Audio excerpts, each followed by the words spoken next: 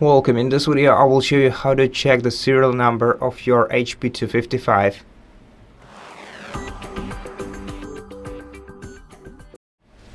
To check it, let's take a look at the back side of the laptop, and here we'll find the label with all the information for our laptop. So we need to take a look right here where we have the SN number, which is obviously the serial number of this device, and in my case it's CND1065J3H.